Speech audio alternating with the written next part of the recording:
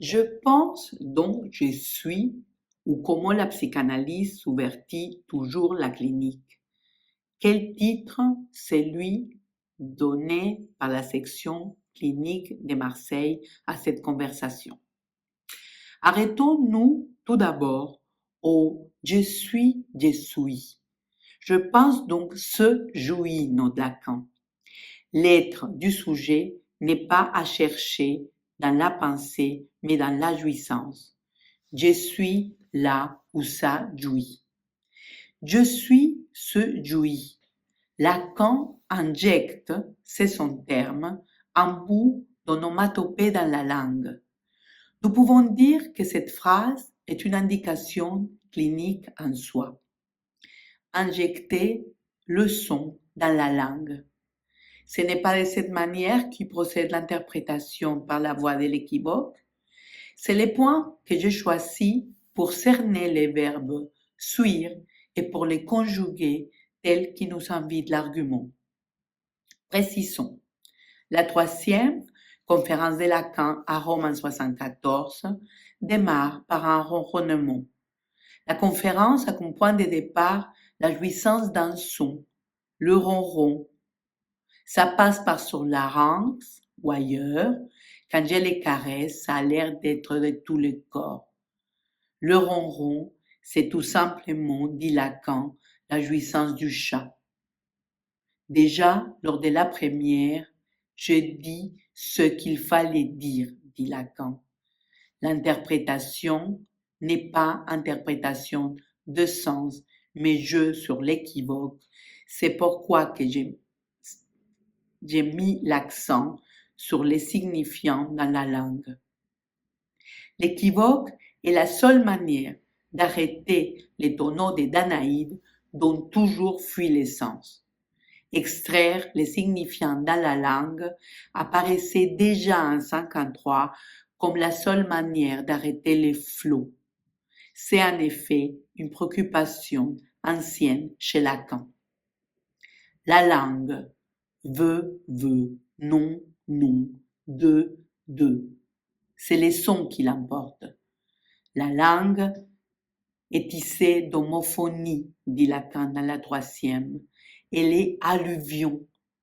Elle est constituée de sédiments, des graviers, des boues. Elle est un dépôt de débris. Je souligne une phrase que vous trouverez à la page 26 de la troisième dans l'édition de Navarin parue récemment. Ce n'est pas parce que l'inconscient est structuré comme un langage que la langue n'a pas à jouer contre son jouir parce qu'elle est faite de se jouir même. Jouer contre son jouir. Quelle indication! Avançons. Peut-on dire que la langue est les ronrons du par-l'être? Le ronron, précise Jacques-Alain Miller dans son commentaire éclairant de la troisième, vient illustrer les rapports de l'homme avec sa parole. Le ronron du chat n'est pas la langue du chat, c'est sa jouissance. La langue pour les par-l'être n'est pas faite d'abord pour dire, mais pour jouir. Ainsi, la structure du langage est seconde, dit Miller, par rapport au ronron. Si tous les corps du chat vivent de son ronronnement, il va de même pour l'être parlant, dont cette vibration lui est opaque et excessive. Elle est un symptôme du corps comme un réel.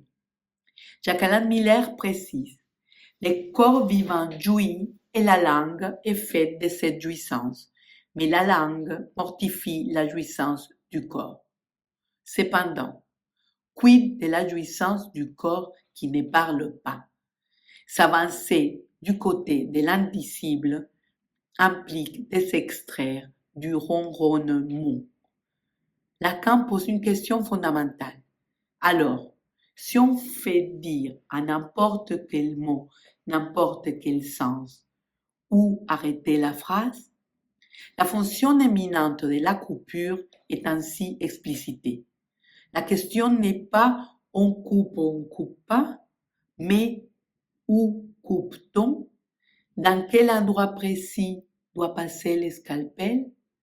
La coupure hors sens apparaît comme la seule manière d'isoler un bout dans les ronrons. Qu'est-ce qu'isole insignifiant? Ce n'est pas concevable sans l'écriture, sans l'instance de la lettre, note Miller dans son commentaire. Encore une précieuse indication. C'est en passant par l'écriture que le verbe suivre peut s'attraper.